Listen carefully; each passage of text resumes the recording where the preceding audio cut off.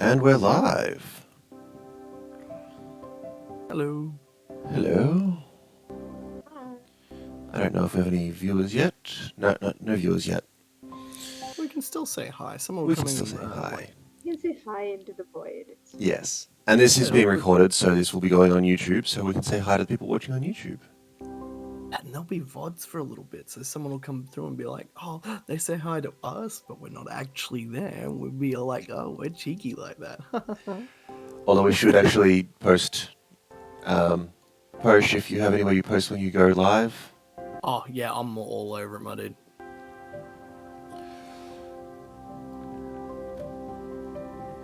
Okay.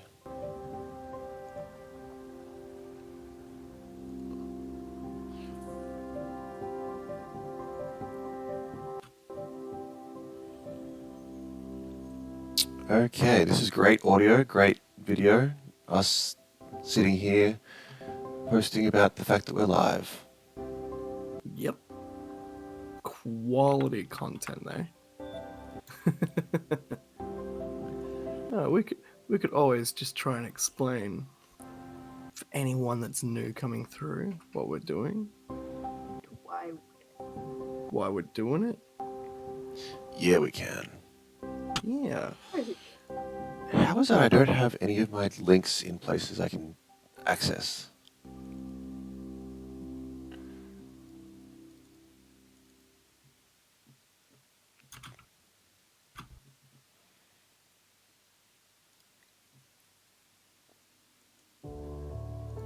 I don't know.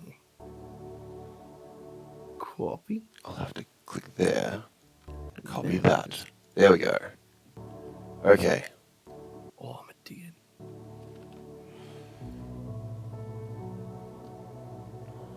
Send. There we go. Ooh, I got a notification. You sent something. I did. I'll be sending a few things. It's going to be great.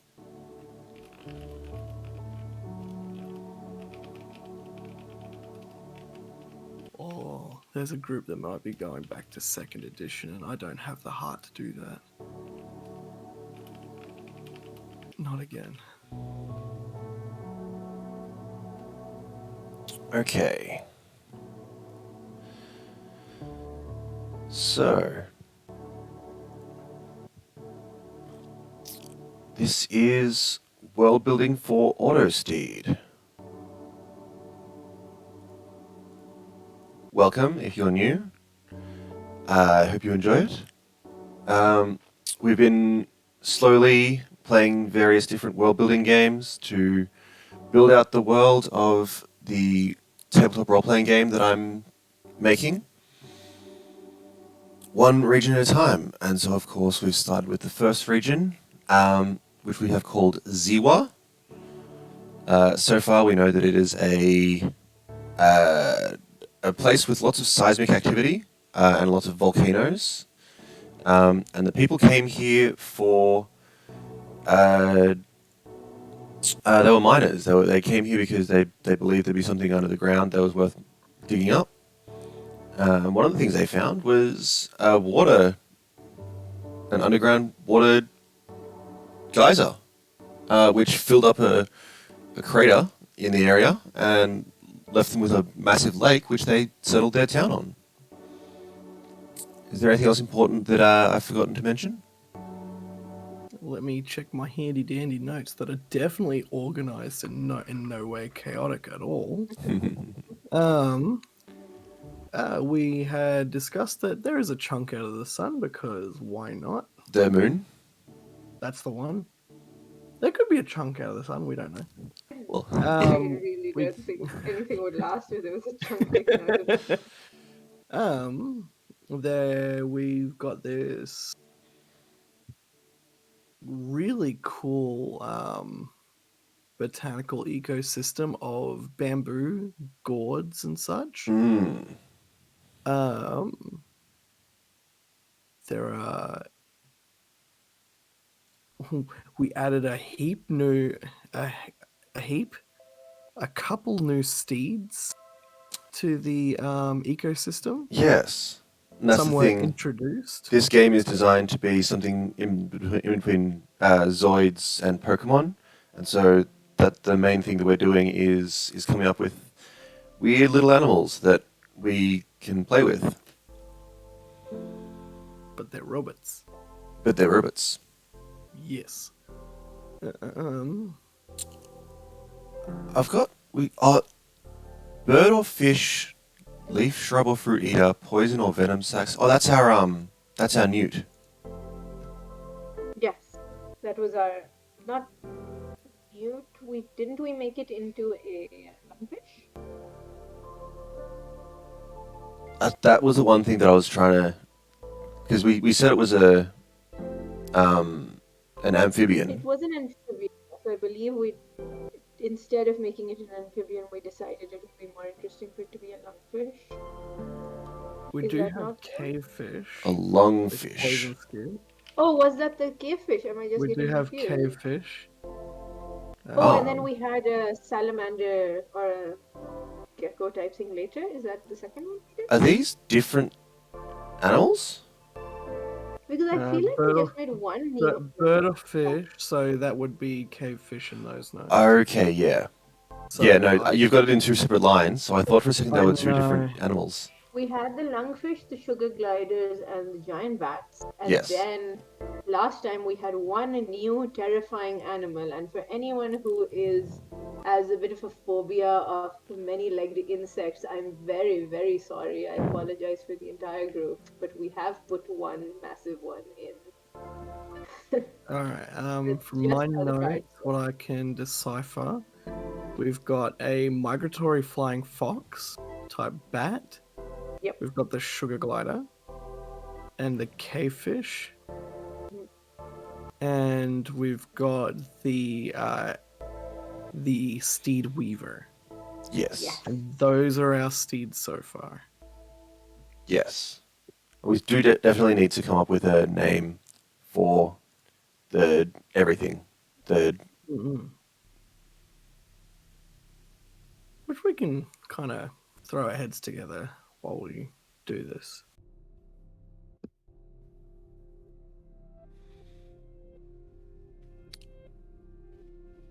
Anywho, what is the game we're playing today? Well, shall we just say then, since we have some viewers and this is a, live streamed thing, I still don't know if I should call it a podcast because I haven't actually made the podcast yet. But if you have any suggestions for names for these steeds or for anything in this thing, we're definitely watching the chat and love threading those things in. Yes, please feel free to ask us questions.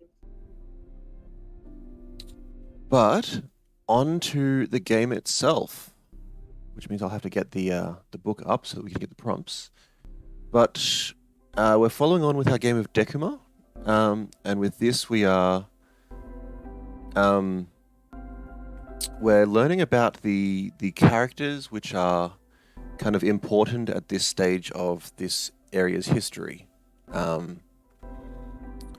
We decided at the start of the season that, well, we didn't decide, the dice decided for us, that this is a very old area, and every time we skip forward, we're going to be skipping forward by millennia. And so right at the beginning of this place, there was two people that were extraordinarily important in whatever happened, and we're finding out about those now. So I'm not sure who was going first last time, but which one of you would... Ooh, before we go first, we need to flip over this card. And I need to get my PDF up. This is a lovely world-building game for any of you who haven't seen it. What I'll do is I'll post a link to this game in the chat. And where is my episode notes? Here we are.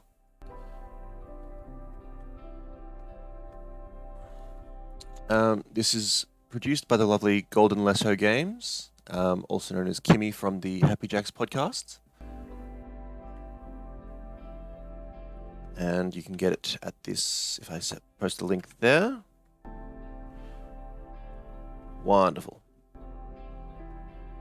And yeah, this is meant to be a little game you play at the start, session 0 of an RPG that you play, and it helps you define the world and the group that you're part of and all of that. And here we have the Empress, which right side up. Okay, so remember, we're not answering this question straight away. We are going to think about this as we go through our prompts. The Empress, there is someone who everyone in our group cares about. Who is that person?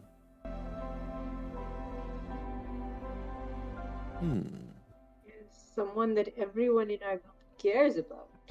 So our group being this partnership of, we had names for them too, didn't we? Yeah, we Yeah. got Kuthubutu and Aziman. Yes. Yes, so Kuthubutu and Aziman. I think we decided last time that their story so far is they were the ones who found the water stream that turned into the lake. Yeah, so they found the epic failure that brought them together was they found a cave, and it was actually a geyser that and was shot out of the geyser.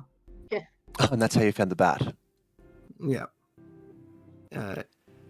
Injury that hindered me and Library's an injury hindered me and Library's character Helped. helped. Oh, yeah, we you went were out off to searching fight. for another one. Yeah, and Library's bat helped me. Library went to the forest. We got lost. We discovered gourds.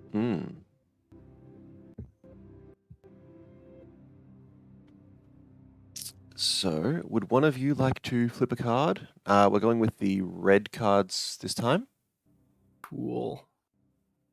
I'll get us going. I think it was this side. I think so. That is the... Is that... If I flip that up the right way for a second? Yes, it's a 9. The 9 of Wands. The 9 of Wands. They're taking time. Yeah. Relationship cards. 9 of Wands, upside down. So, Kuthubutu, you used...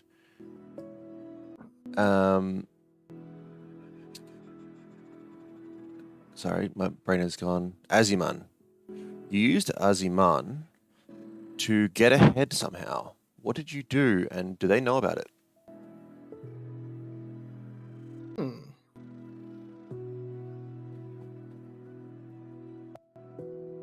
I got kind of. Oh, that's right. The fish poison nearly killed my character, and I blame Blame Aziman. blame Aziman about it. All right. Yeah, this is how we discovered that they're poisonous. Yeah. I'm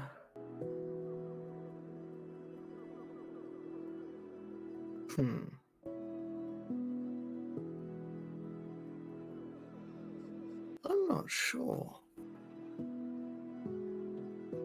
We discussed that we're still very early settlers in the area as well. I might go as far as to say that we had discovered. So I used them to get ahead. Yeah. Huh.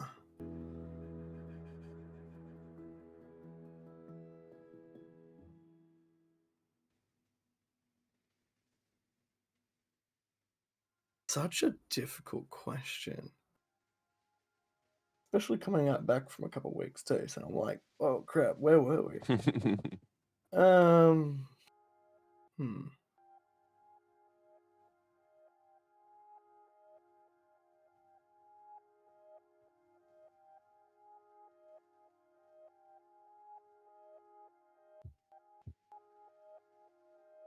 Do you want us to think about it for a moment, and I'll ask Aziman her question? We'll think of it for a minute. Okay. In that case, Aziman, would you mind flipping your card? What? There we go.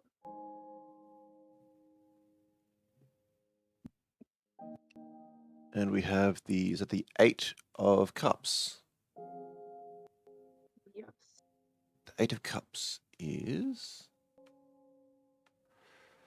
right side up.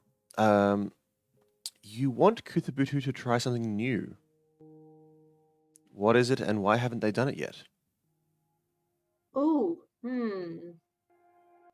I am going to assume that this is still a little bit too close to him getting poisoned from the last time we tried something new. So he's not fully ready. Even though it still wasn't my fault, he's not fully ready to jump onto any new exciting ideas I might have.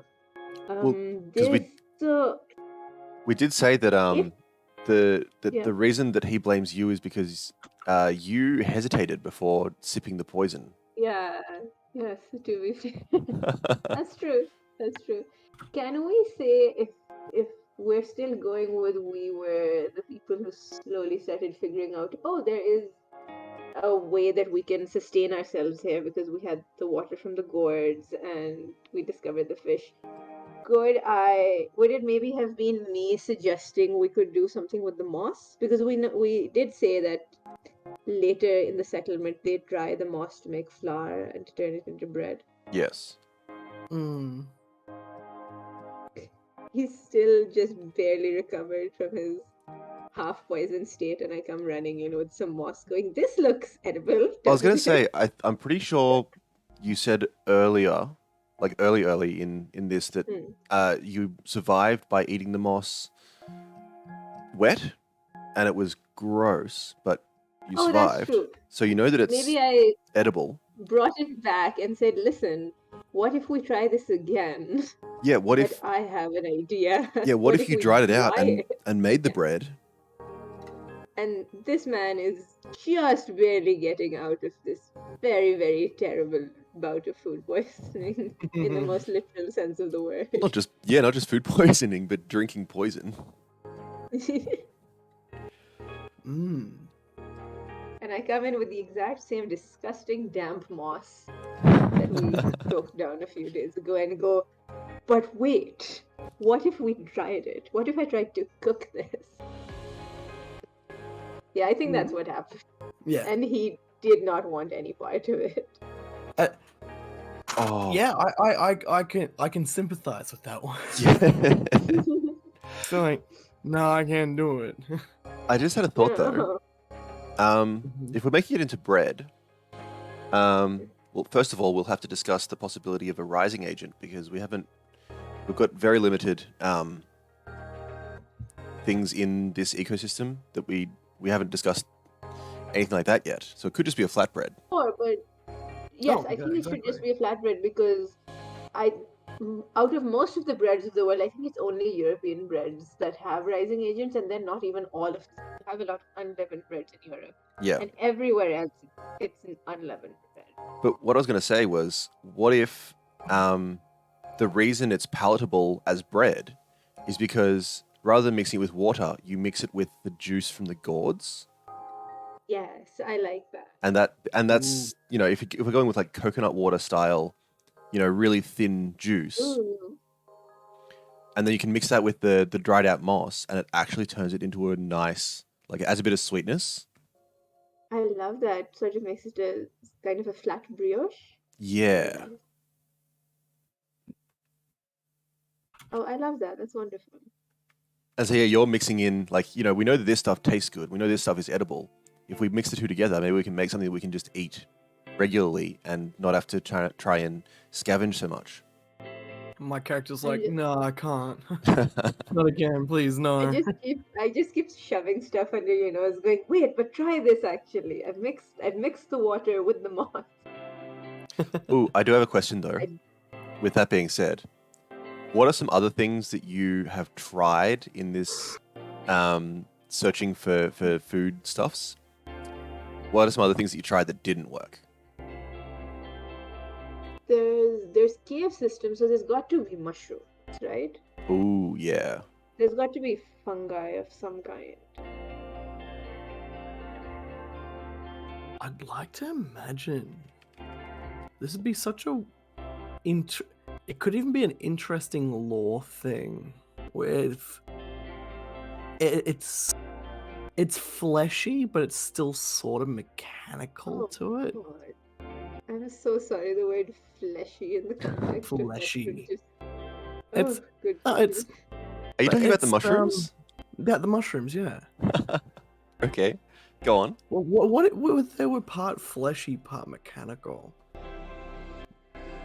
Or like So mushroom it's like seeds? one of those things that you could eat it maybe, but it's like you might get ones that are like rather than whatever, like they might have like oil that drips from underneath them. Oh, that's terrible. Oh, like ink caps. Yeah, like the ink Those- caps. What if the reason people thought there was ore in these mountains or hills or wherever we are? What if the reason they thought there was ore is because the mushrooms kind of grow metallic chips and like seep the oil, and it's from them growing off of like the bodies of dead steeds kind of thing. Oh, I But- like that. People found these mushrooms and brought them back, and other people thought, well, that must mean that there's ore in these mountains that we can just dig for. There must be so much if it's even coming out in the That's a good mushrooms. idea. Steed rot. Steed rot? That's such a good idea. Steed rot. Steed rot. Literally, it's the mush. It's like if a steed dies, it's not going to degrade normally, but like some kind of mushroom that's literally trying to grow off steeds somehow. Yeah, it's built to, built to the mushroom has developed in a way that sucks all the nutrients out of the iron or whatever metal these steeds are made of. That puts mushrooms in such a beautifully unique part of this ecosystem. I love that. Like the fact that they're feeding off of the steeds and it's turning them into this very unique species almost Hmm. of mushrooms that wouldn't be possible without steeds. That's wonderful. Also, that also does create this very worrying thing of, you know how you might get mold infestations on ships or carrier trucks that aren't well maintained, that aren't being cleaned out properly, and you get dark and damp corners. That Yeah. could presumably happen to a live steed as well. Oh yeah. I was just thinking as well, what does this mean for our weaver steeds? Oh Our yeah. Weaver Because- is definitely eating those mushrooms. Yeah.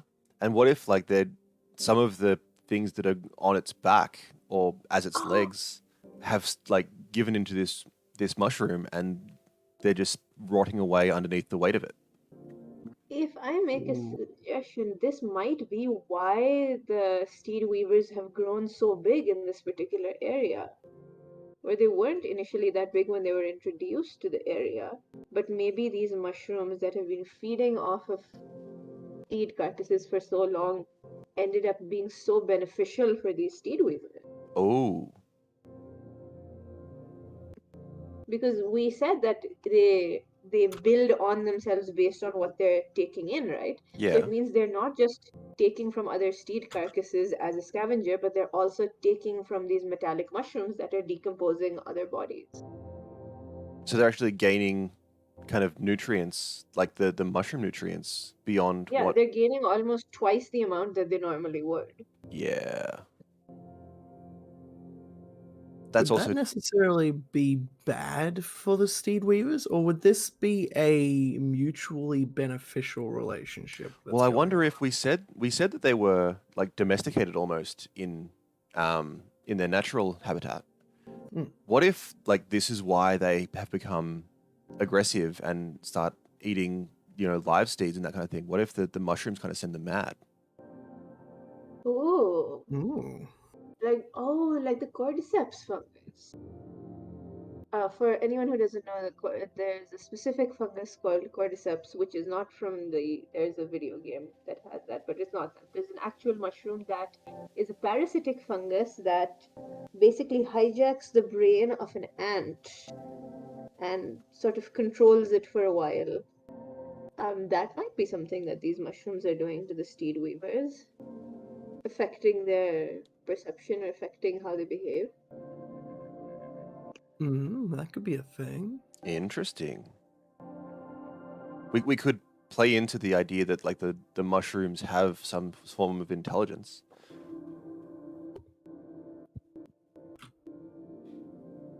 Well, considering if they're taking in steed parts and they're like taking from like traditional mycology, it's once you go into the earth, all plants connect to each other through a series of fungal roots. Hmm. So that could lead into the idea that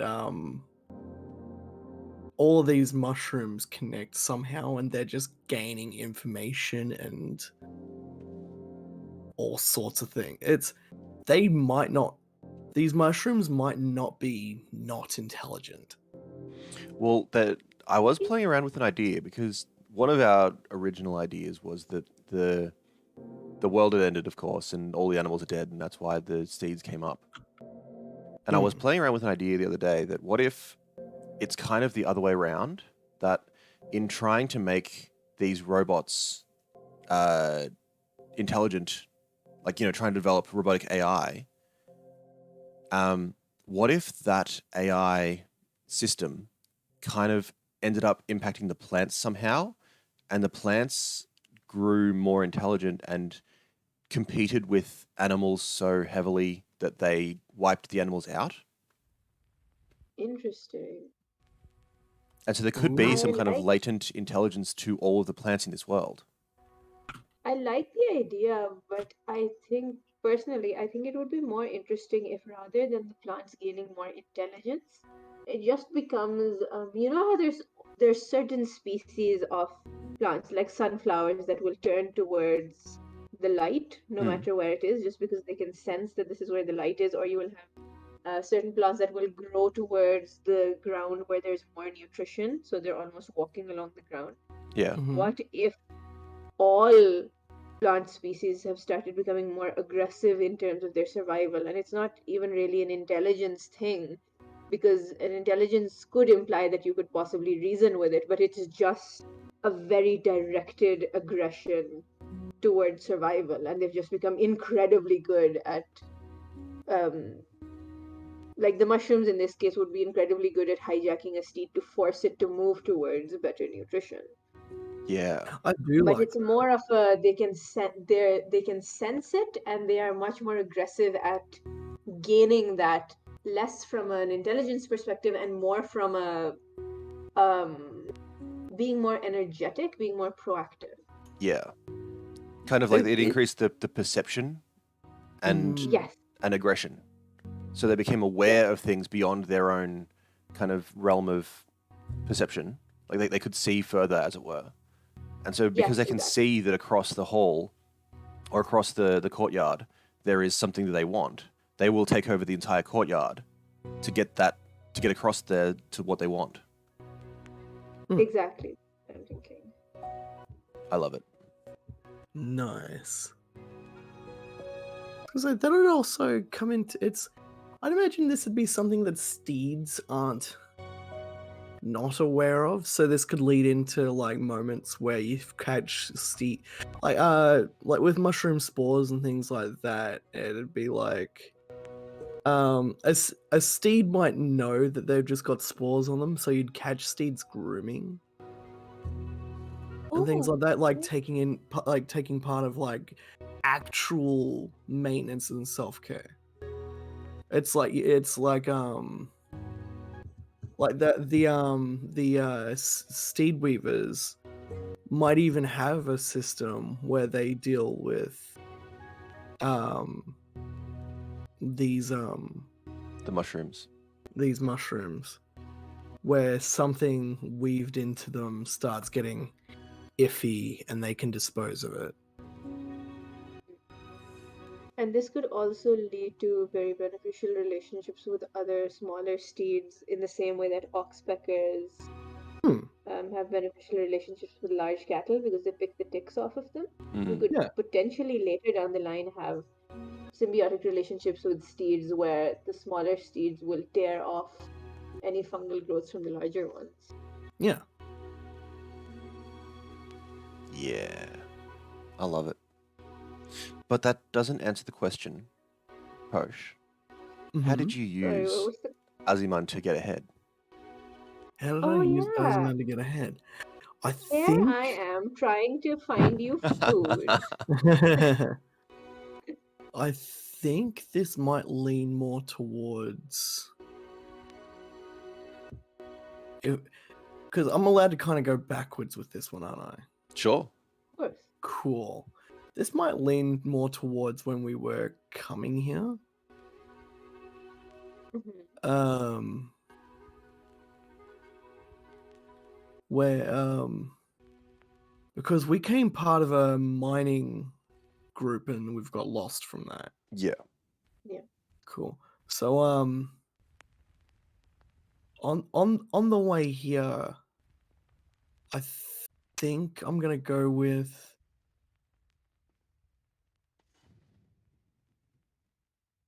I think I want to say the character stole a pass of some kind that was meant to get Aziman better treatment somehow, and I'm like, no, I want this treatment.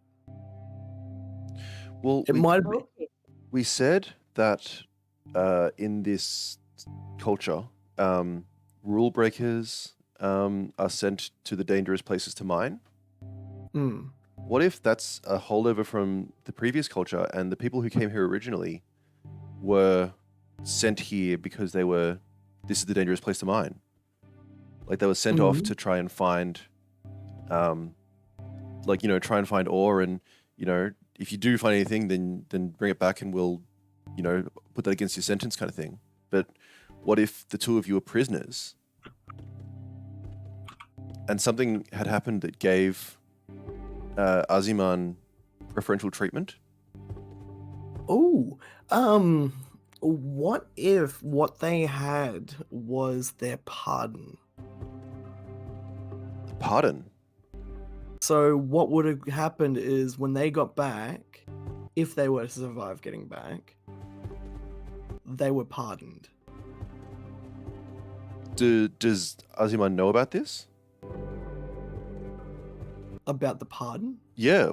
Did you take it from her before? I'm gonna go with no. Yeah. Okay. So it's like Aziman would have had a pardon, like there was freedom on the line. But also, Sweet.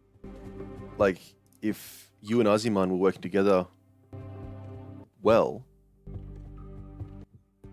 that could be some kind of existential threat for you if you're going to be left here alone.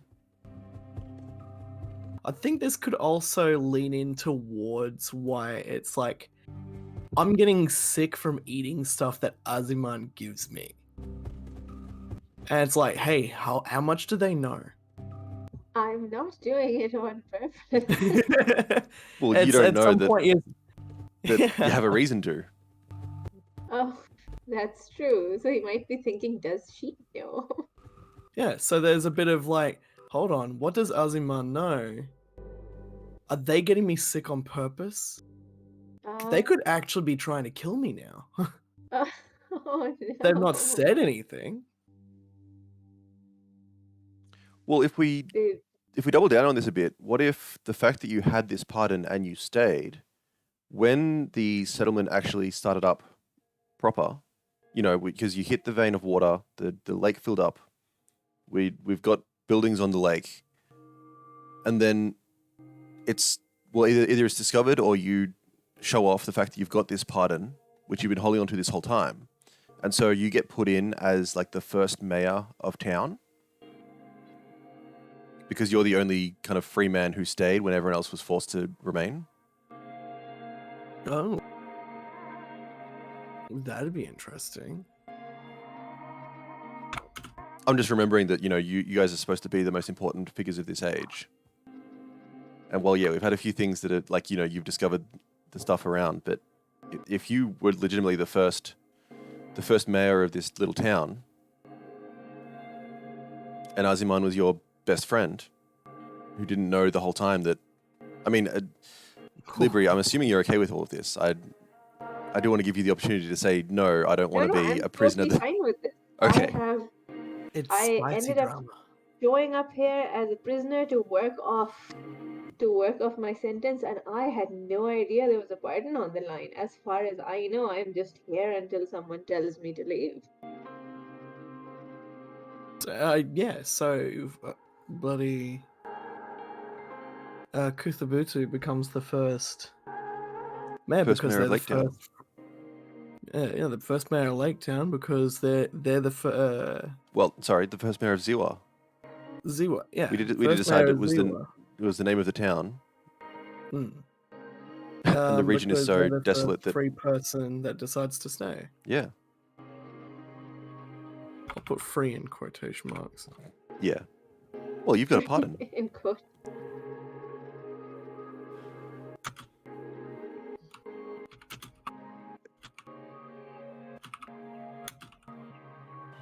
Nice. Drama. Yeah. Well, that all leads us back to our group question. Who is it that our group cares about? Ooh. So this is a third party. So far, the other characters we have, we only have the one which is, what do we call them? Kaya.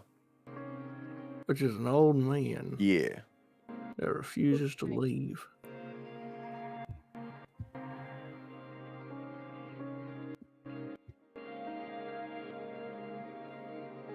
Do you reckon we ever end up meeting up with like the rest of our group once we start settling? I think so. I assume so. I mean, we're saying that there's a whole settlement here, so I'm guessing that you guys survive and run into them and kind of show people, because they may have not found any of the ways that you have, and they're still living on rations that they brought with them. Hmm. And it's the two of you that go, oh, hey, so, like, you can eat these gourds, you can, scrape up this moss. It doesn't taste very nice, but if you mix it with the gourd juice, you can make some nice bread. Hmm. I imagine steaming things would be very easy. We've got so much hot water around. True. Yeah. What if there was an old group leader that was actually genuinely nice? I wonder if they're that kind of, like, they came here as a free person to kind of help the slave. I don't want to say slave, sorry. To help the prisoners survive, like a survivalist, a ranger. Hmm. Who kind of actually believed in the possibility of creating a settlement out here, kind of in their own heart, but agreed, for the moment at least, to lead the prisoners and make sure they got through safely. So could we maybe say that while this is essentially supposed to be just send the prisoners there and let's not worry about them anymore, this is the one person who's genuinely committed to the idea of, no, we can rehabilitate them. Yeah. I genuinely want them to work off their time and come back and be reintegrated back in society. Whereas a lot of the people who've sent us there are essentially going out of sight, out of mind. We don't want to have to deal with these people. Yeah. Okay. So if we're making an NPC, we're going to need a name. What language were we using again? It was Swahili, I believe. Swahili. Swahili, I used. You used Arabic names, was it?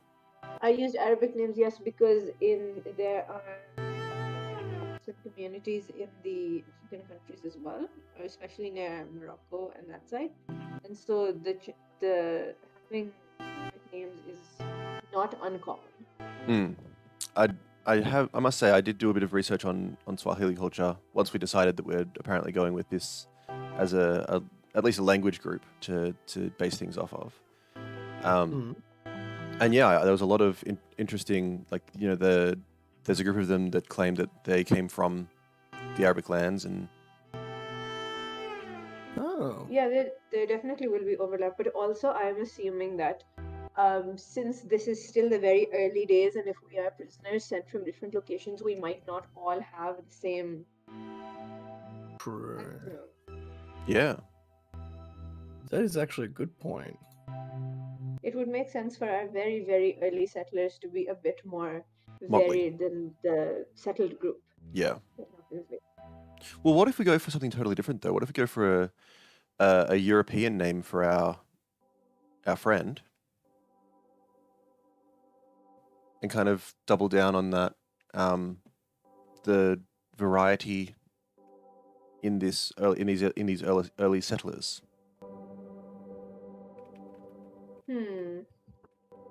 It does create this slightly unfortunate implication of Oh yeah, this the is true. prisoners being people of color and the ranger who's helping them being the one European. Okay, so if we drop that idea, because I definitely didn't think that one through. That's. But yeah, so we can do something African, Swahili or Arabic or anything from around that side.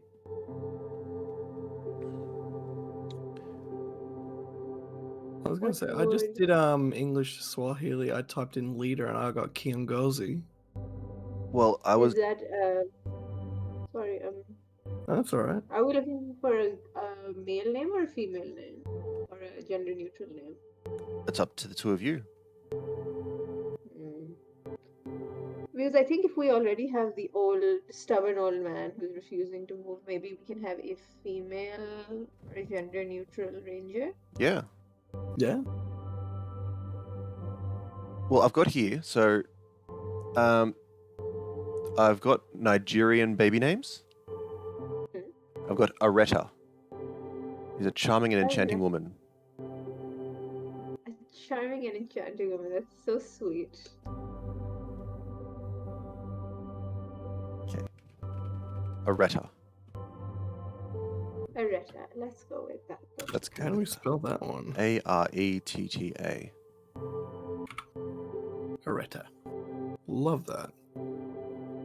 So as a survival leader that genuinely cared for the group. And as a response, the group genuinely cared for her. I wonder if is this where the tradition of sending out older people away came from? Because what if Areta was older than the rest of you, and it became fairly obvious fairly quickly just how much the smoke in the air and all that kind of thing was affecting her or them.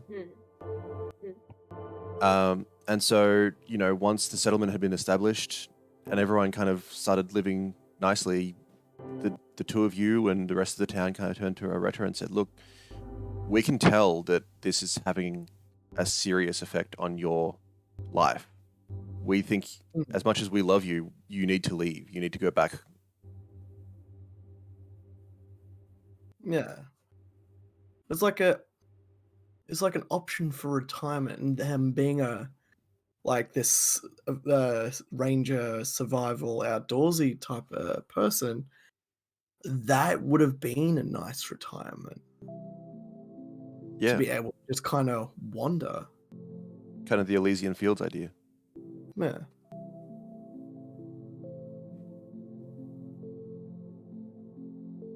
Yeah, that's a nice idea. And we've already got this in our end culture that once they grow old, they wander off. And the Mm. idea of And- this important first person being a ranger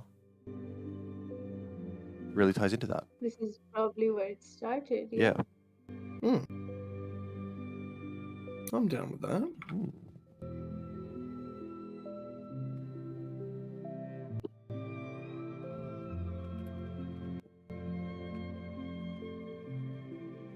Nice.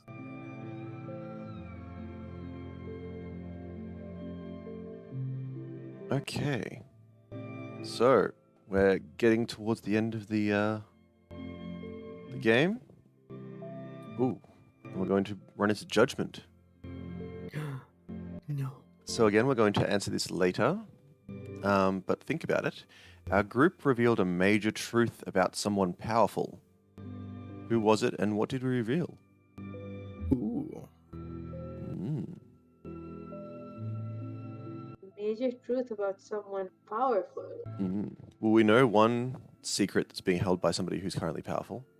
Mm. But it is pould be this something where else. it's going? My foot is in my mouth now. But Posh, since Libri actually answered her question first, Yeah. Kuthubutu, could you turn over a card? The Two of Two Pentacles. of Pentacles. Where are we? We're over here. Two of Pentacles, right side up. Someone in our location makes sure everything gets done. Who is that person?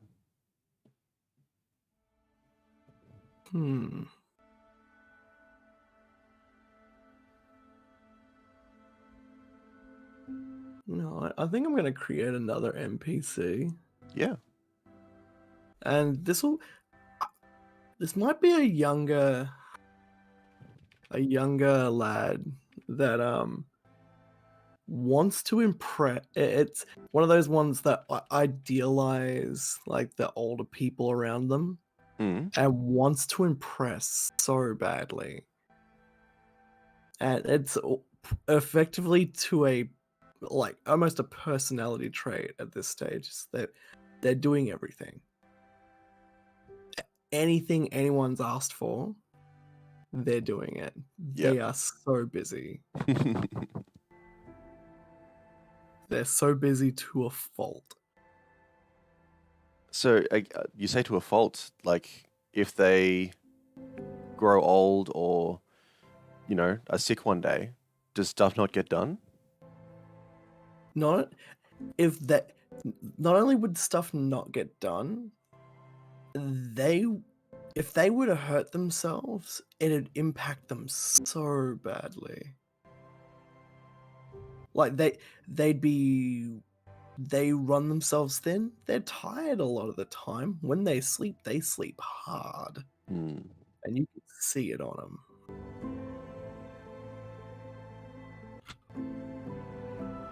Fair enough.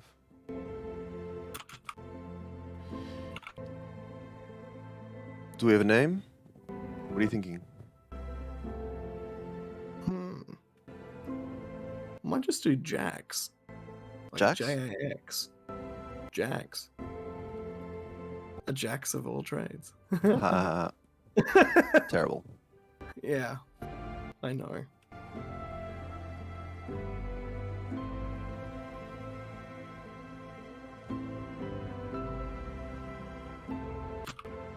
Okay. So, Libri? Aziman, would you like to flip a card? Yes, absolutely. The last blue one. Last location card. The Two of Swords. Where are we? Swords. Two. Right side up. You are torn between two people in our location. Who and why are they at odds? Torn between two people in our location. Who and why are they at odds? Oh.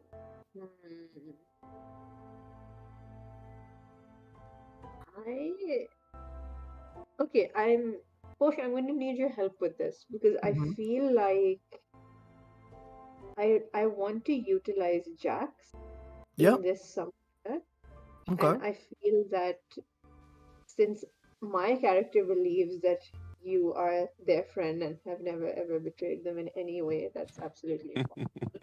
Has there, once you've become mayor, has there been any tension between you and Jax that I would potentially be caught in the middle of, do you think? Between myself and Jax. Um, I and mean, something that you'd get caught in the middle of. because if Kuthubutu is in charge and Jax is taking care of everything, would there be people, even if it isn't between Jax and Kuthubutu specifically, would there be people who think that Jax should just be in charge? Or there might, for example, be some decisions that Kuthubutu's made that people feel that Jax could have handled better potentially. Mm. Oh,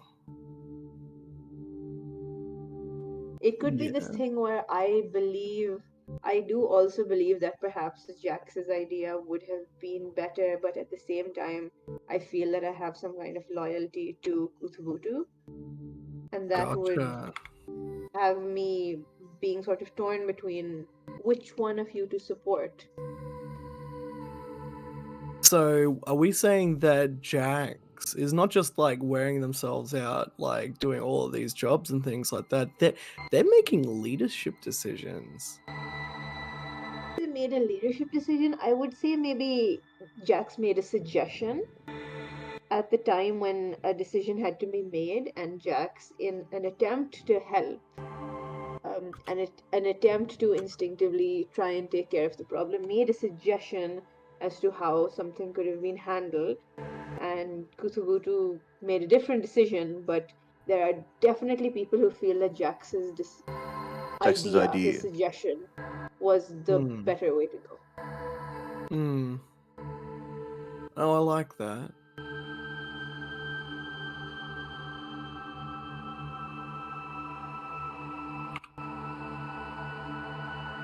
Could it be location? Is what the discussion's about?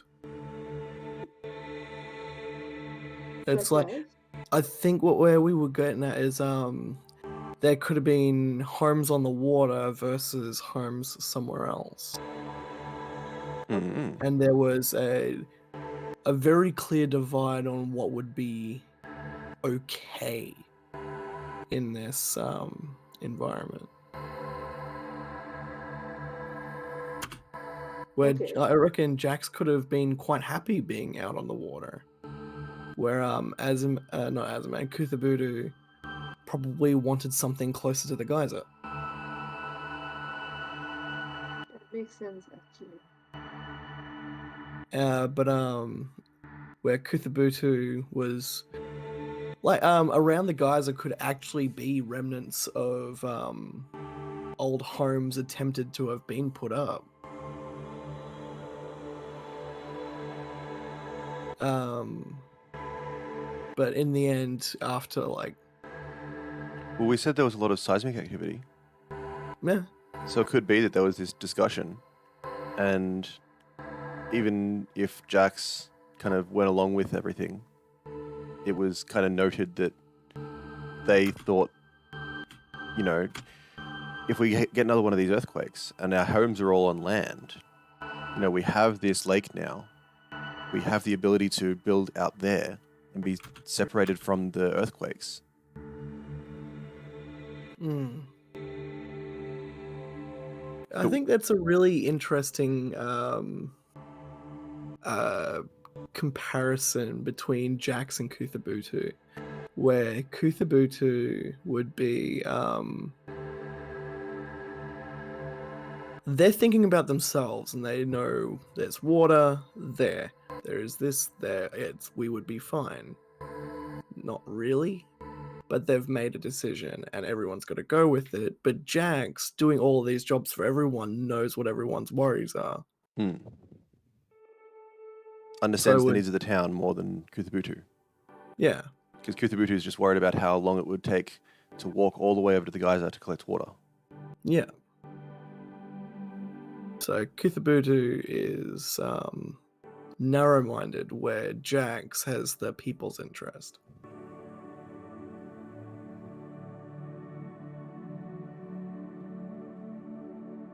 And that's where it creates tension. So we've decided that at least temporarily, Kuthubutu's reign meant that there was houses erected near the geyser. So you're saying, Attempts, I'd imagine. Libri, that Aziman went along with this out of loyalty? Yes.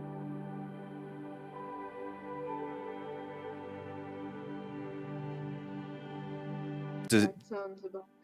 Do you think everyone did, or do you think that there was a rift and some people followed Jax into the water?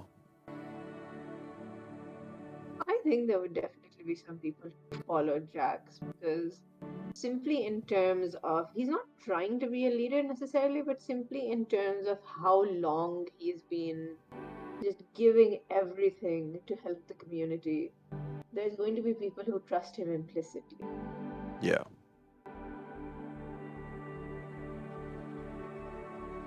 I think the only reason Kuthubutu would have any sway as well is it's survival skills that Aziman had learnt, and out of loyalty, you'd come with Kuthubutu. Yeah, the two of And you that's ended the up only being the authorities on how to survive in this place. Yeah. And that's the only reason people followed, is because we were some form of authority. And obviously, And we made a dumb decision. like the two of you, out of everyone, would know where the best place to settle would be. Yeah. Where did Areta side with you? I would say they went with the water.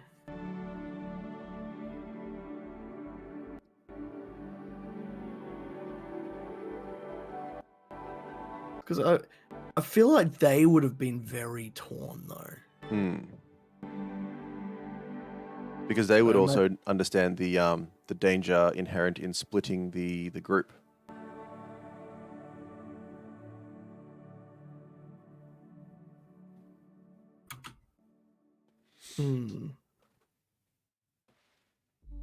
Well, this brings us to our group question, which was, our group revealed a major truth about somebody powerful.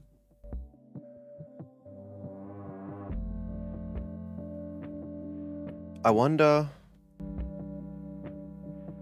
how did Aziman find out that the pardon was theirs?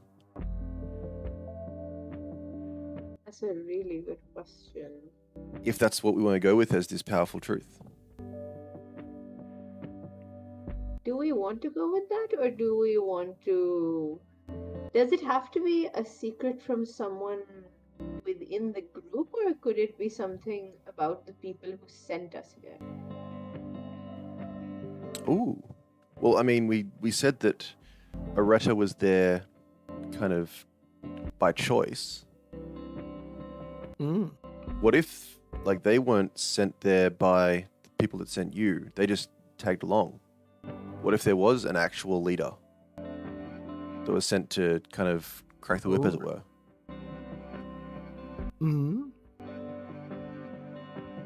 In that case, what would be the major truth about that someone? Who is that someone?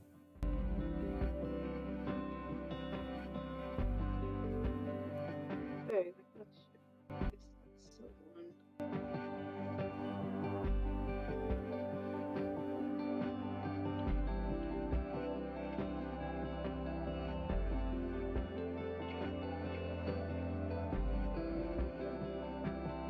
What if there was a major mining company, and that's where we've been, sent through. And for the sheer fact that we're not coming back, and we're probably even catching other mining parties coming through. What if there was something like some major truth with them? Yeah. Well, I mean, if there's somebody who's been placed in charge of the prisoners, Mm-hmm. maybe this is just before you start building houses and that kind of thing. And kind of they said, look, we've found some stuff. We need to return with our riches and tell everyone everything that we've learned. Mm. And there was some kind of secret that got brought out in that time by the two of you that led to the founding of this community and the placement of Kuthubutu as mayor.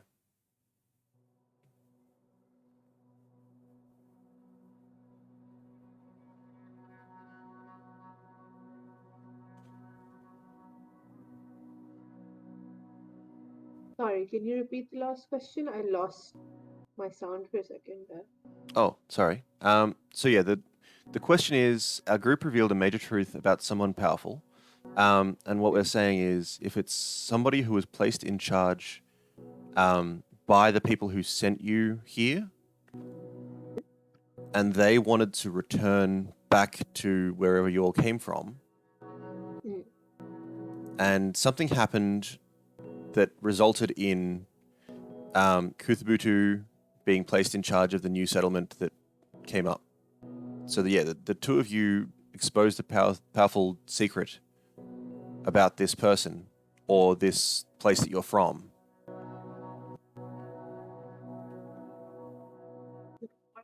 We still haven't figured out what that secret is exactly, yes? No, that's what the question is. Mm. So what would be a secret that is powerful enough that would kind of undo the chains of prisonership and turn you into your own state? I suddenly thought of an idea.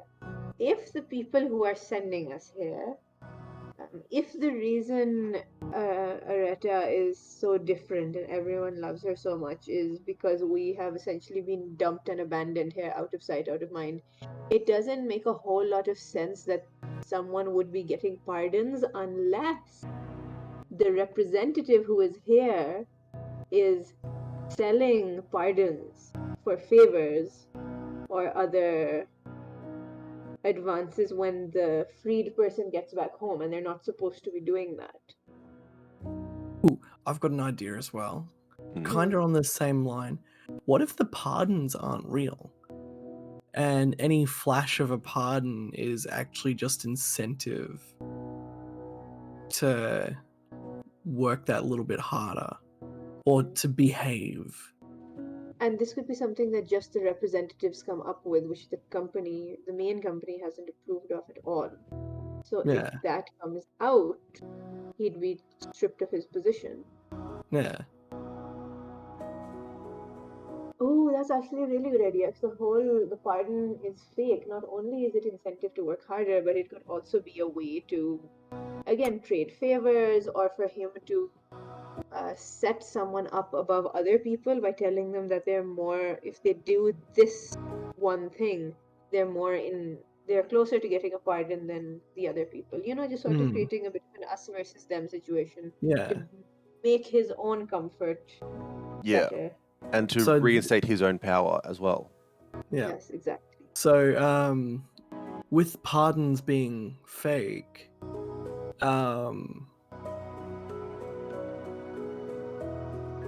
give me a sec. With pardons being fake, that discovery means a lot of people now don't have a reason to want to leave. Yeah, because there's Like they've got a going back now. is not going to be a good thing for them. No. What if the pardon that Aziman was meant to receive was the real one?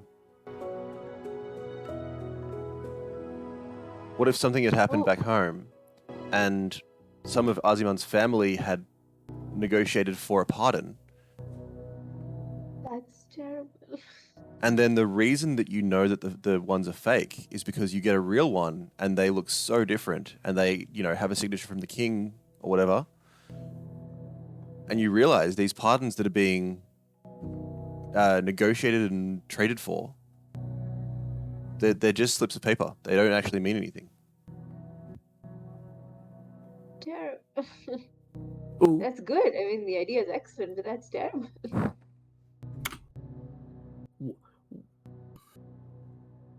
what'd be even better is Kuthubutu, you if are the like worst. if Kuthubutu didn't know the difference between a fake pardon and a real pardon. Yes. So like it's when that announcement happens in hiding was to dispose of the actual pardon. So it's never actually ever revealed. Oh. But we said So it's like, well, this is useless now, but I can't just reveal it. That makes me a bad guy. So it's disposed of. but we said that the reason that you were placed as mayor was because you had the pardon. Ooh. I mean, like, I could still dispose of it. What if you went to dispose of it, and somebody else noticed that your pardon looks different?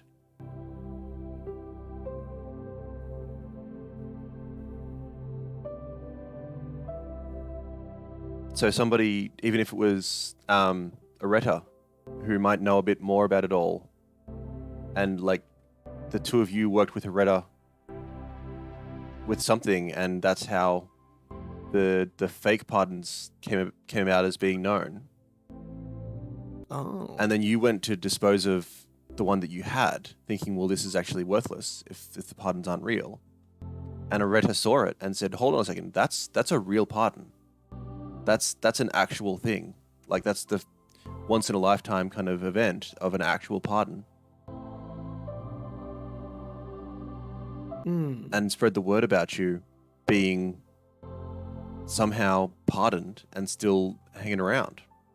Because everyone else was being offered these pardons for when they return, and you had one now.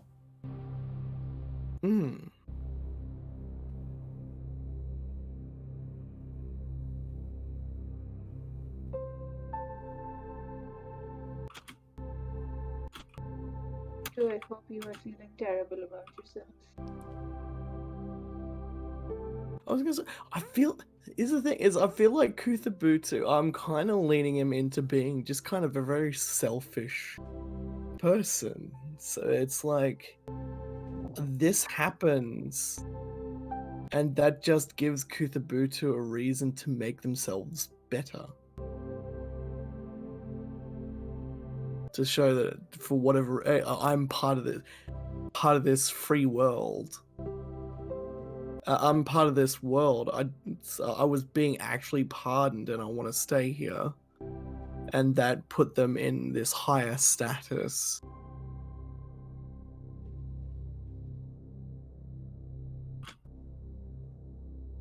Through a lie, effectively. Although I do want to know, Aziman, what did you do, or what did your family do to get you that pardon? I truly don't know. I mean, I'm assuming it wouldn't have been me because I have no idea the pardon even came in. It must have been something my family did. But then surely they would have sent me a letter about it. That was a Right? penal mining crew. How many times would they get letters? Fair. Well, I mean, what if the letter was the pardon? Ooh.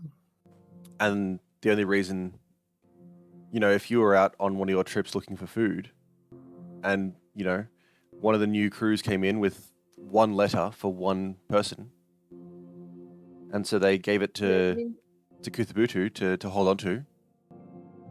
And Kuthubutu just opened my mail. Yeah. Oh, she's so delighted by this. Oh, Yeah, you have this is no the idea letter. how much I delight in playing a bad guy. You are the worst.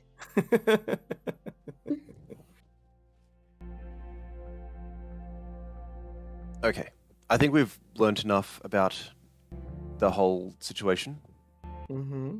I think so. I had a little thought. I'm going to assume that some of my family have, at least one person in my family has not a necessarily very high ranking political position, but sort of a middling, Hmm.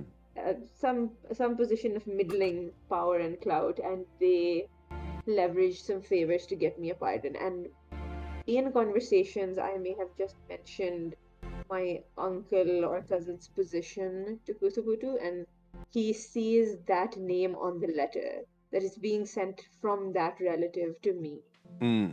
and that's what causes him to open it up.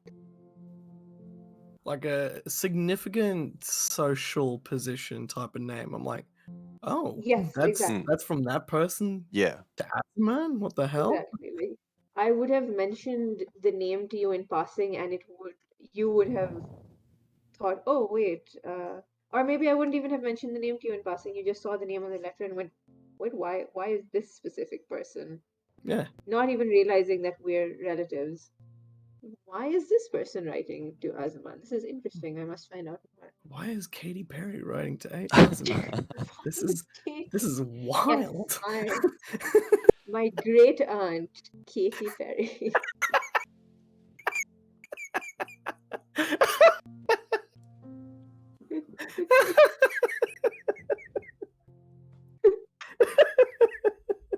Terrible. I love that. Why is Katy Perry writing to Azaman? It's so I funny am in the going middle to of be laughing about how dry that was delivered to. Yes, my great aunt Katy Perry. It was just so good. Oh, I love that. I do love in the middle of how almost sinister this plot line has been of the person that I believe to be my friend stealing my one way out of there. We just suddenly went to, why is Katy Perry writing to us?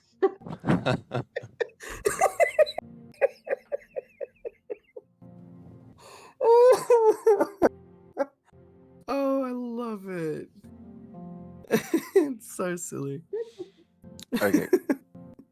So, I feel like we've got a pretty solid little story that we've built around how this settlement was created.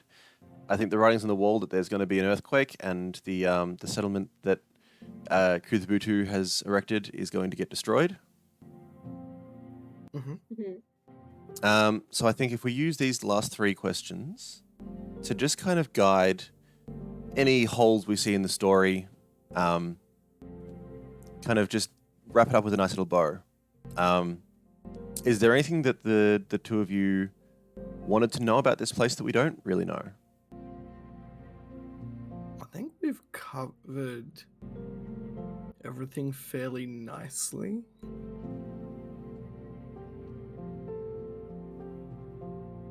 I mean, I can definitely see this as a place that I could roleplay in. Like it's a nicely fleshed out little corner of the world. Yeah. And anything that's not thought of gives people room to ad lib in as well. So yeah, I'm quite content with what we've got. Well, what do you say? We'll answer these three questions. Mhm. We'll make up a few steeds, I like that. and we'll call Ziwa done. Nice. What do you think, Libri? Yeah, I think that's fine. Okay. So, the first question. The moon. Right way up. Our group distrusts a well-known figure who everyone else supports. Who are they and why do we distrust them? That's got to be the company representative. Yes. Well, that or it's Jax. I mean, this could point to the fact that even before the earthquake, that takes down the settlement that Kuthubutu was building, popular support was already in Jax's favor. That's fair, but I would disagree a little bit with our group doesn't trust, because I think Azaman definitely does trust Jax. Okay. It's just her loyalty to Kuthubutu that causes her to vote in his favor. Hmm. To be fair, with a lot of events that are going on at the moment, it wouldn't be surprising for fingers to start being pointed at Kuthubutu. Hmm. Ooh. Oh, but the question is, our group doesn't trust someone. Yeah. Our group doesn't Ah. trust someone that everyone else does.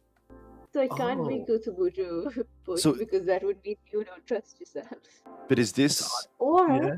or could this be the point where Azman slowly starts doubting maybe her loyalty to Kuthubutu?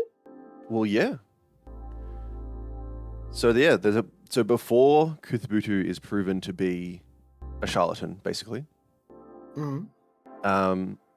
Aziman has a moment where they're like, "Hold on. Yeah, I've been with this person since the start. I got them poisoned. I found the gourds. I found the moss. I made the bread.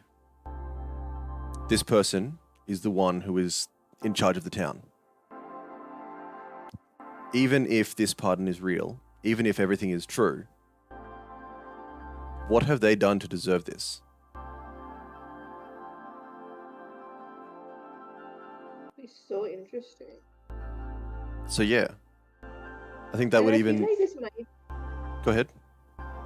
sorry, I feel like maybe this might have been prompted by a whole succession of not necessarily very good decisions leadership wise. Mm. Because I feel like Azaman's not really the person to start doubting Kuthubutu and just suddenly start thinking, what has he actually done to deserve this for no particular reason? This is probably going to be a bunch of different things that she's been turning a blind eye to, or forgiving, or just saying, oh, well, I'm probably thinking too hard about it. But it is all starting to pile up until she looks back and starts wondering, what is going on here actually? Am It I could. just have I just been giving him too much of the benefit of the doubt? Mm. And is he really not as qualified or um Capable. as capable as I was sort of hoping that he would be, or assuming that he would be? And if that's the case, it is really, really incredibly strange that he would get a pardon. Mm. You know, just sort of all the pieces falling into place after a very long time of red flags that she has been trying to ignore for the sake of what she assumes to be a friendship. Yeah. If Posh is okay with that. Good with that. Mm. I'm getting my comeuppance. On that note, Posh, would you like to flip your card? Oh, I do. The sun. The sun, down. upside down. So what do we as a group do when we are feeling down? I feel like I'm going to twist this a little bit and say kind of so in the time between when Aziman starts to doubt Kuthubutu and the town is destroyed and Kuthubutu is... whatever happens to Kuthubutu, I'm sure we can decide it later. But there's a time there where Aziman stops trusting Kuthubutu and really starts to question everything. So what happens in that time? So, what happens in the time between Aziman starts distrusting? Yeah. Between the start of the distrust and the proof of the distrust. Like you know, there's a time there where nothing's proved, it's all just thoughts. Aziman, what do you think happens in that time? I think. Oh, so what?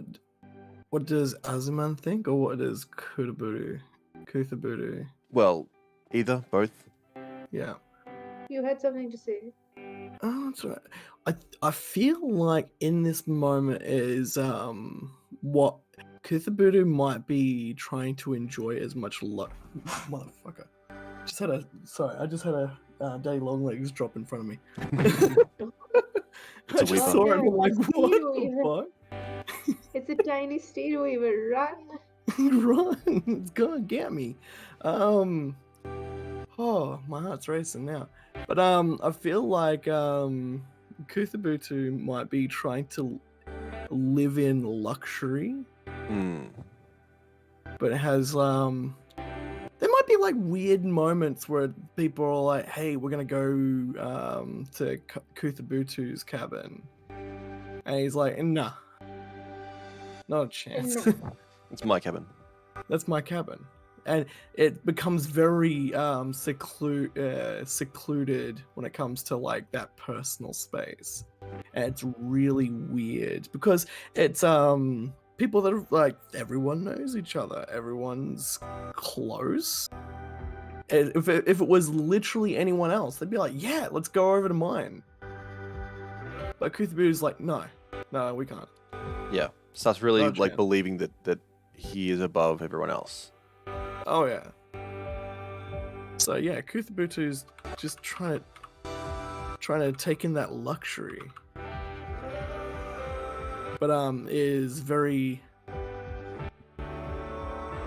Is it exclusive? It's trying to exclude people from that area.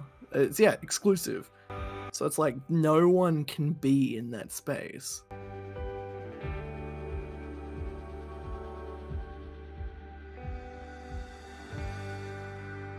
There's not a single redeeming feature to this man. Yeah, no. I'm good at that.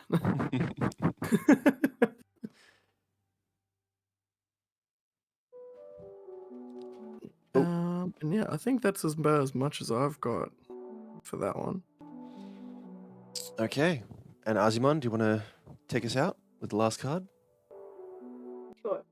I do love the idea of Azma just blatantly ignoring the red flags because she so deeply wants to have a friend, but her steed just staring at Kuthubutu whenever they meet and just keeping its distance like a dog that doesn't particularly like their master's friend. I have to trust you because my master trusts you, but I don't trust you. I absolutely don't trust you. The second you put a foot out of line, I will eat you. They are omnivorous bats. True. So, So, last card, the Hermit. yep, the Hermit. Our group was given information that we acted on. What were we told and what happened?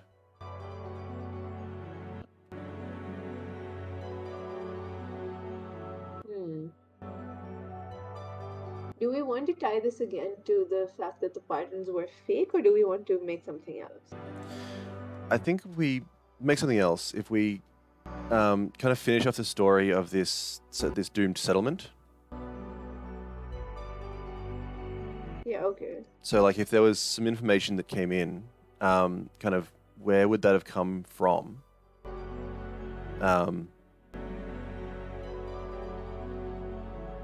And what if we acted on the information that we got?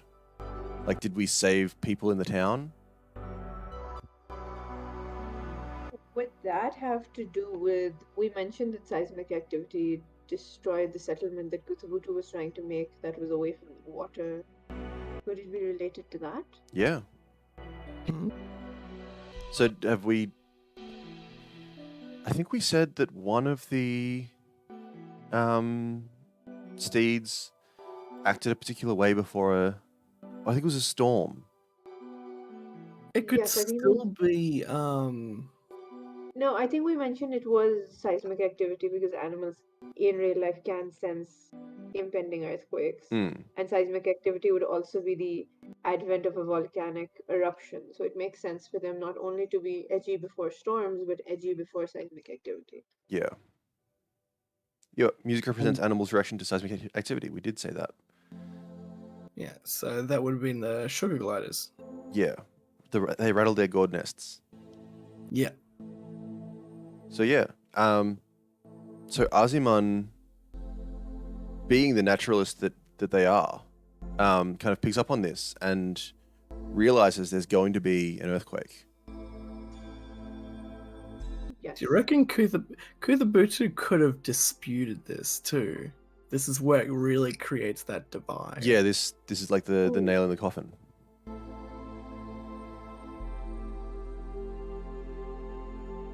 So, Aziman,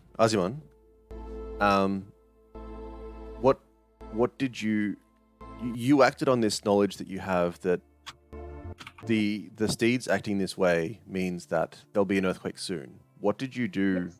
with that information? All right, so I am going to actually build on the idea that Azaman is slowly starting not to trust Kuthubutu, not necessarily trust him as a person, but not really trust his judgment necessarily. So I'm going to say that Azaman's first reaction would have been to go and tell Kuthubutu what's going on and what his suspicions might be. And Kuthubutu does not take it particularly seriously or brushes it off and says, we're going to be fine, whatever it is. And I, at this point, feeling like he is been making a series of bad decisions, for the first time, decide not to just take him at his word and sit back. I'm going to say I actually go and tell the other people in the settlement so that I can evacuate some people before something does genuinely happen. Because if nothing happens, no harm done. But if something does happen, we could lose a lot of people. So I ignore him and I warn the other people in the settlement in the hopes that people might start evacuating. And I think people remember that the big fight when you were first setting up this town was whether or not the earthquakes would come again, because Jax had the idea that if there was earthquakes and we built the settlement on the water, then we'd be able to survive all of the earthquakes. So people flood across the plains to this lake. So did we say that Jax actually splintered off and built something on the lake? Yeah. I think so, yes. Yeah. So this whole town, or at least a large portion of it, flees the town, goes onto the lake just as the earthquake starts. Yeah, that seems perfect. And I mean, let's make it as dramatic as possible. It wasn't just an earthquake. We said this was near the geyser. So what if like this opens up a new volcano when there's a massive eruption? Mhm. Or do we want to have there to be ruins? No, I like this. Because I reckon Kuthubutu would be like the moment people start like leaving, he's like, "Don't go. Look, this is safe," and got really stubborn about it. And he stayed. Yeah. Ooh, I like that. And this is a folktale handed down through the generations called the Folly of Kuthubutu. And it's taught to children that if you're ever in charge, you have to look out for everyone that you're in charge of, because if you only look out for yourself, then the ground is going to open up and burn you alive. Mhm. The land will actually take you.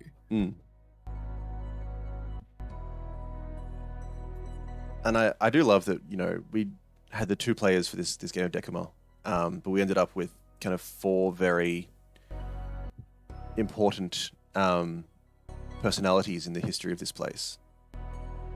Because we've got Kuthubutu and Aziman as the kind of the power couple, even though I don't think we said they were romantically engaged. But like these 2 people that were the first ones to really thrive in this hostile environment. And they brought about this settlement, and then together with Areta, and then Jax split it off. And so yeah, when Libri, do you think that when Aziman and the survivors made it to Jax's settlement, and that became what is now Ziwa, do you think that they were kind of embraced as, or do you think there was any distrust there when they arrived? I feel like since Jax and Areta are in charge on this side, it wouldn't be much mistrust. It would be very much an indulgent mother who's let the child go off, make some mistakes on their own, and has come back home and just sort of, oh, good, you finally realized what the sensible decision is. Now, please come inside before something happens. Yeah. Because I don't see Jax and Areta being the kind of people to have an "I told you so" Mentality. attitude to hold over their heads. It's very much a, oh, thank God, Yeah. just come in. Yeah, absolutely. I think this also leans into where this is a harsh environment. This is now a kinder people, because it's like that is the less the folly of Kuthubutu really does just kind of show what happens when you're greedy. Yes, exactly. And yeah, for that to be the inciting incident of this settlement, that like this is a harsh place to live, and if you're greedy, if you're selfish, like we have to stick together to survive. So if you hang out there by yourself, nothing good is going to come of that. So it incites a feeling of camaraderie. Absolutely. I like that I turned into the villain. It always happens. Yeah. You say this as if you weren't making these decisions on purpose. It's things come up, I'm like, No, don't justify it. No, I think it's more that he's just not afraid of becoming the villain. oh yeah, no, I'm really not. It's looking for excuses to become a villain, in fact. Definitely. It's because everyone wants to be good guys and things like that. I'm like, where's the drama? Drama. I'll bring it. I will be the drama. Oh, I can be drama. It's great. One of my favorite quotes, and no one will get it, is to let sleeping bears lie. And that is about as dramatic and nasty as I can be. Okay, so if the two of you could switch over to exquisite biome, but I do have one fleeting question before we leave the story of Kuthubutu and Aziman behind. We've decided that there is, this folk tale of, the Kuthubutu's folly. Is Aziman remembered? We said that they were, that these are the most important people from the history. Okay, so how is Aziman remembered? If Aziman, I don't know if Aziman is remembered, but if she is remembered, it would definitely be as the person who saved a bunch of the population. And again, this would feed into the whole you have to take care of people, because she would be the one who, realizing that the person in charge is making a bad decision, risked going against the person in charge to make sure that the people were safe.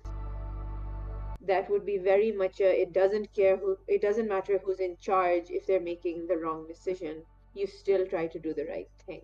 Yeah. I love it. If she is remembered. This I don't know if she is or not. But I think she is. Yeah. I think these two are like the characters, the creation story characters kind of thing. We said that by the end of time, like it's almost a myth that there is a god underneath the lake. Oh, wait, I have a really interesting idea. So we talked about how, there's a god beneath the lake, and that ties into old real world mythologies where you would say that the planet is on the back of a large animal, and when that causes earthquakes. This could tie into the whole the fact that Aziman was able to know that an earthquake was coming because she was so good at working with the steeds and reading them, could have turned from folktale to folktale to folktale to actually being she was given a vision from the god under the water Yes. that disaster was coming. Because she can speak to the steeds, of course. Oh yeah, she of course she could speak to the steeds. Yeah. Exactly. And they brought her a message from the one under the water about what was happening, and that's how she managed to save people.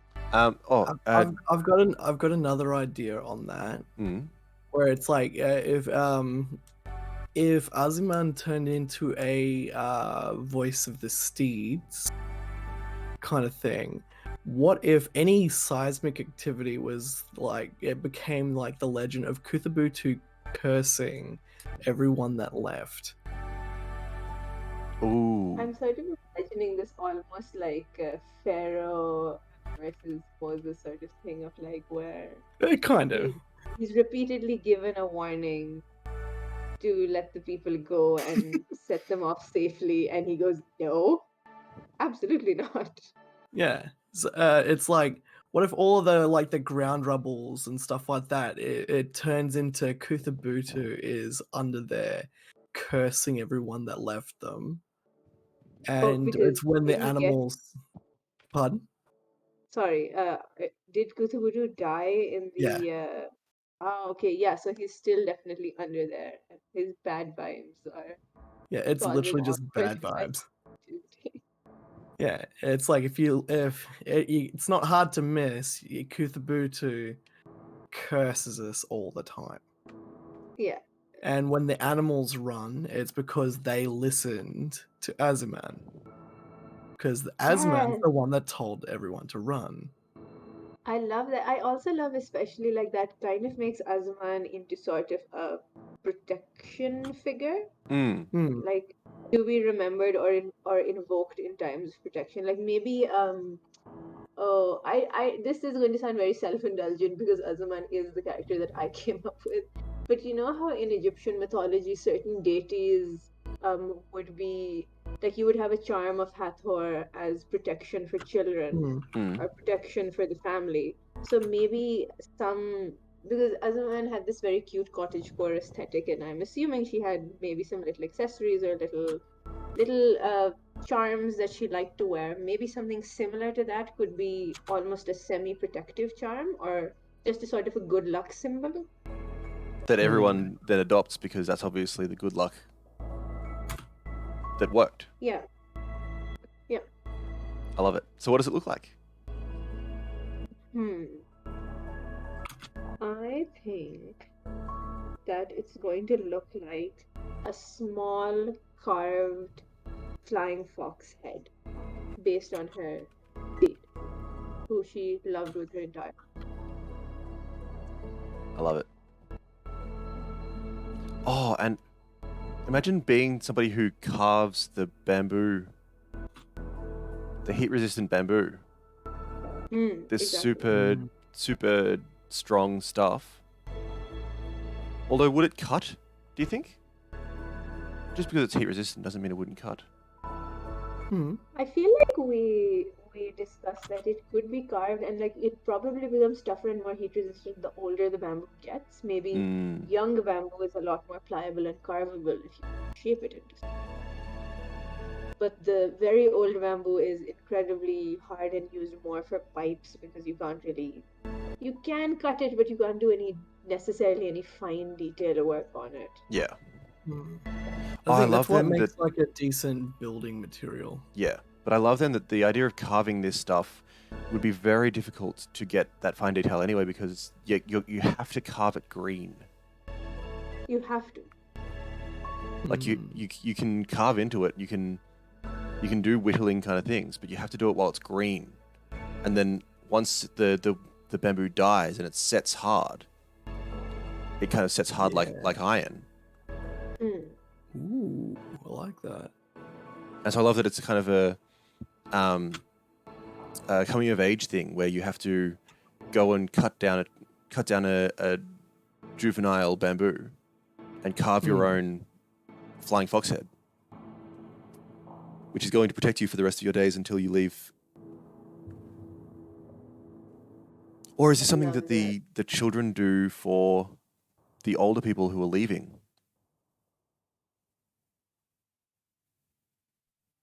That That they could take be. take as protection and to remember home? That sounds nice. That could be interesting. I also do believe that it Because would be again, something that they all wear generally. yeah. Oh, here's what it probably is.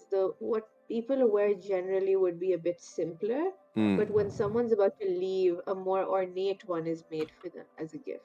yeah. I love if all of the children in their family, in their extended family, make them and then they pick the one they love the most. Is that too That's competitive or is it nice? that sounds a bit competitive. It does sound a bit competitive. Maybe it can be a group thing where all of them work on, if there's lots of children in the family, they all work on it together. Like they pass it around the circle and everyone carves a little bit of it. That's So nice. that the entire family is sort of seeding their protective energy into this amulet to Yeah. send forward with stuff. Do you reckon they'd carve it, or do you reckon they could even have like don't have the word for it, kind of like totems, but it's weaved. Ooh. They would use like a greener bamboo. They could weave it while it grows.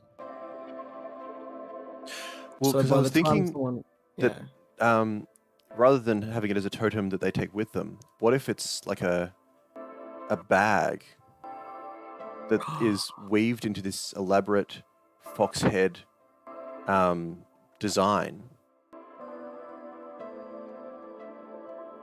that it That's takes the nice. whole family to weave this stuff together. Like it Kinda like a has to be done basket. together. That'd be really cool if it was like a basket type of thing. Yeah. And that's like for every member of the family, it takes a whole kind of, because that could be like that bag that they take with them when they come of age to leave. Yeah. And like you need to keep constant pressure on each thread to have it set in place properly. So you need to have like a group of people all doing this together. Yeah. I like that. That's nice. Okay, so I think we have enough time for one more steed that we can add to our little group of steeds. Sweet. I think maybe next time we'll just do a whole thing of steeds because we didn't end up with that many of them. Sure, yeah, that's it. Also, I feel like with this whole smaller amulets that everyone wears, there's going to be this kind of urban legend millennia and millennia later when we're in a more modern urbanized society that this is that kind of urban legend where it's like it didn't happen to me but I totally know a cousin's friend's brother that this happened to, which is that they survived a gunshot wound because it ricocheted off the amulet that my grandmother gave me. Yeah. The bat head amulet. Yeah, you know the one. It saved my life. The Aziman's legend looking is up for real. me. As a man's looking down on me. I love it. Okay. So, exquisite biome. For anyone watching back, this is a game designed to world build animals into a setting. So we're using it to make our steeds. We start off with card 1. I've put a link into the Twitch chat. Card 1 gives us a general description, which it being a diamond makes it a bird or a fish. And a 6 makes it a climber or a tree dweller. So was it a bird or a fish? Yep. And a climber or a climb- tree dweller. And we can How decide great would it- if that makes it, like if there's kelp in the lake that they climb through, which makes it a fish, or if it's a bird of some description. Card 2 is a distinctive feature, and a red ace is a long tail.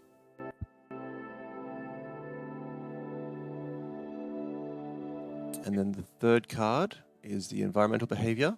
A king makes it sedentary. So it doesn't move often. And as a diamond, they live in small groups, mated pairs, a family unit.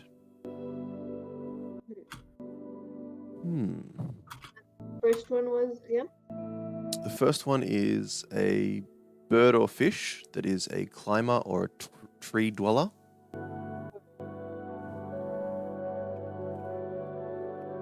So I've got, it's a bird or fish. It's a climber or tree dweller. I missed one, then it was long tail. No, that's the next one. Oh, that is the next one. Cool. Sedentary. And small it groups. lives in pairs or family units. So we've got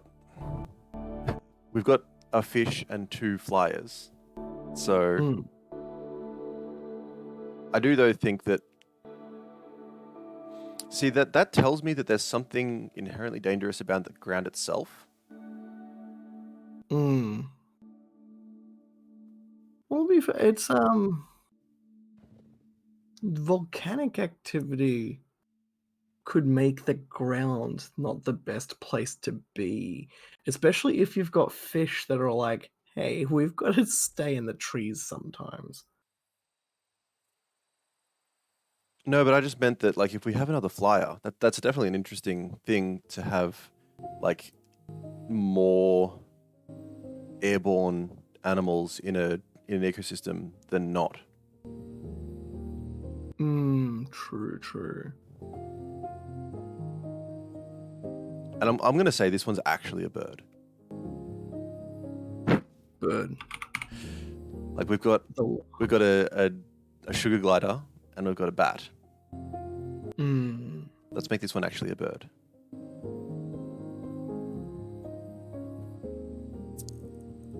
And it's got a long tail. What if its long tail, while it's like stationary, looks like a peacock, but when it tries to take off, it fans out into helicopter things. But it takes a lot of energy to do so it doesn't actually move that much. That's interesting. So you mean like a full peacock fan? Yeah. So while it's stationary, it just kind of sits there with like helicopter blades as those like tail peacock fans. So it's quite cool. Then when it's like, hey, it's time to take off, rather than using wings, it just kind of leans forward and all those like tail. It'd make it look really awkward while flying. Yeah, it's kind of hanging from its butt. But it it leans forward. It could even be the way it because it have like a face down view of. I think where it lands would be more important than what is around it. Got to make sure it doesn't land on any active lava flow. Yeah. Peacock helicopter tail. But yeah, it's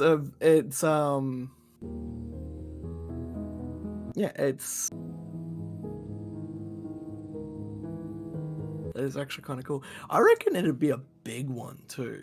So it takes up some space. That could be why it doesn't move around so much. Yeah, because it needs It takes so much energy to lift off. Yeah. And it's being like if it was in pairs as well, so it's like not. You'd see one or two of them at a time. But we also said this was a tree dweller. Those are some sturdy trees. Well, so far the trees that we have are the bamboo. Do we want to say there's other trees as well?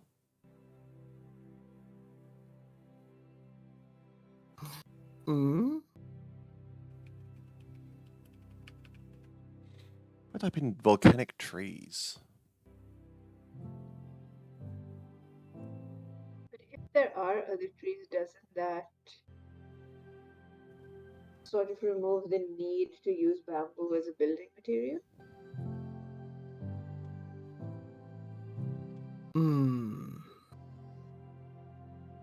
Or it could be that it's a climber.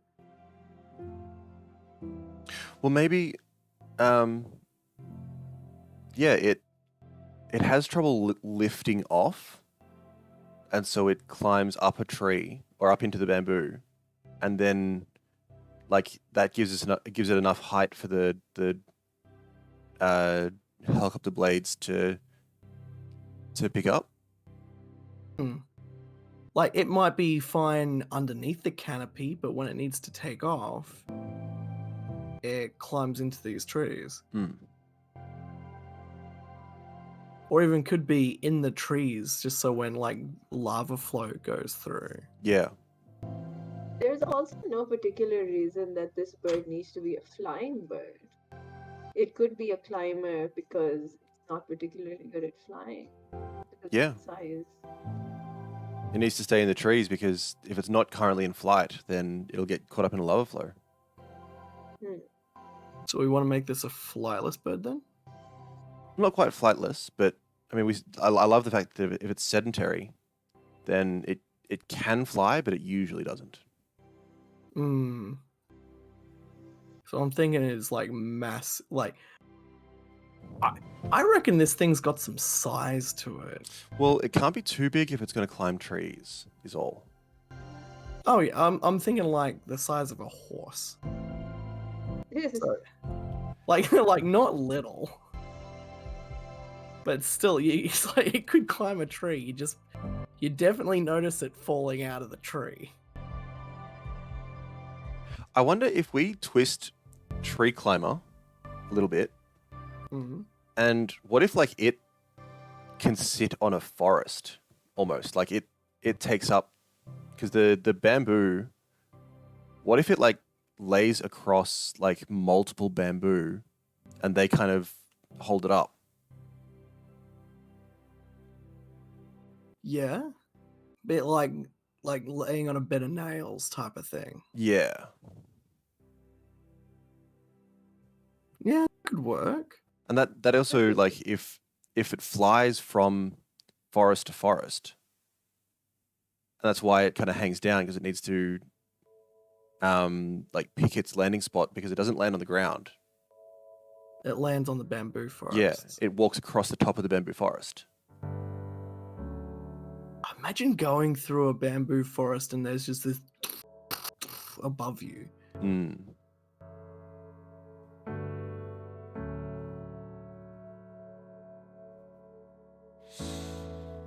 And it also begs the question, we've said that our steeds do something to warn each other about the seismic activity. I wonder what this does. Like, what sound does this make? Or is this one of the ones that just, it only lives in the tops of the trees, so it doesn't really care about the things that happen on the ground? Considering also that it's only got to warn its like One or two, like it's literally a small family unit or a pairs even. Mm. Once it hears one taking off, the other one doesn't even need to look. It's like, we're taking off now. Oh, you know what it is? Remember how we said that the music that we make is based on the noises the steeds make when they hear a storm or when there's potential seismic activity? Maybe the low flute is sort of that whoosh of air from when the large birds take off. Yeah, this kind of just that air is hum. what goes through creates that hum that goes through the bamboo forest. Or even, it could even be, for this one, would be vocalizations. Oh, yeah. So that introduces the vocal component. It Mm. also starts off with drumming. Yeah, well, imagine once those things start going through, it's like you'd hear it as like a. well, you'd also hear it speed up, like, because it wouldn't, if it's a big kind of helicopter blade. Like you Yeah. go, like it'd slowly start to speed up, and so that could be that percussive thing. And then you Yeah. get the shaker gourds with the little the climbers, the little sugar gliders Yeah. running through, trying to get back to their homes. Yeah. So the percussion for the helicopter blades, and then the shakers for the sugar gliders, and then the bamboo whooshes maybe for the bats that are gliding through. That incorporates most of the animals. Yeah. I like the idea. It feels like a really. I like the idea of that one in the whole musical idea is because it feels like such a. It really does feel like a very a peacock's masculine. It's a weird one to put hand in hand, but it really does feel like this really masculine thing where it starts off percussive before it's like a vocalization type of things where it just picks up the pace, picks up the pace, picks up the pace. The point where it's like this low harmony. Now you do know that the peacocks are the masculine. That's why it's called a peacock. Oh, I know. You do know this? Okay. I do know this. It's not a peahen. I know. But it's pretty colorful and stuff like that. A lot of people will dismiss those things as the masculine.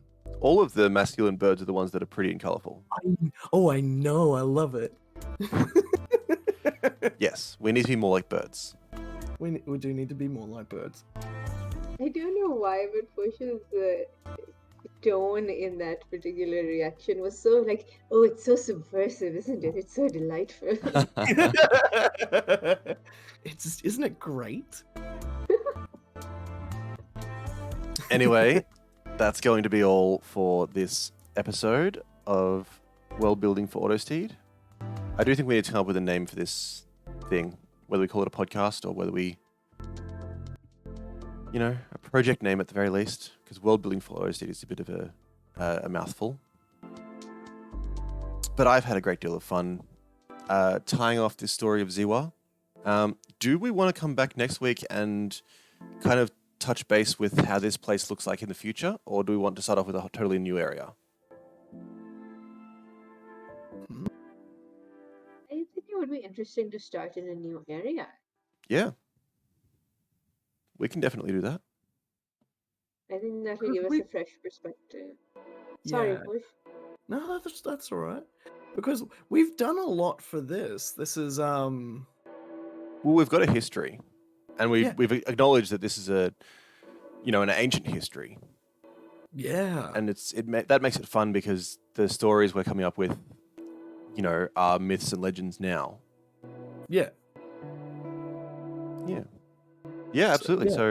So yeah, next time, I think four solid steeds is fine for an area. Just means we'll have to have lots of areas to have lots of different steeds.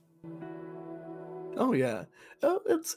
We've got plenty that goes on. If we start throwing too much out, if we were to do maybe a couple more, like 2 more, that gives us a decent biome going on. Well, what if next time we play Exclusive Biome? Either that or we just kind of browse through animal stuff. But we come up with a group of ones that are more widespread. Yeah. Or should we just start a new region? I reckon we've got the base of what this area is, and people would be able to use the Autostede rules to come up with whatever they wanted else to fill in the area. Yeah. So while we're like, yeah, it's got this, and this is what everything is, people would be able to use the Autostede rules to be like, hey, look, I came up with this for this area, and they make it their own at that point. Yeah. So I think we've done plenty. Yeah, I think it would be best to move to a new region now. Okay. So we don't end up over-engineering this one. Yeah, that is a fair point. There's space for people to explore. Okay. as well as to create as their own. Yeah. So, join us next And week also to for season 2, I suppose. Region number 2. That means I better get my writing pants on and start building up this region as an actual setting book. Woo! Woo. Exciting. Yeah. Love it. So yeah, 2 weeks, same place, same time. See you then. Bye. Bye.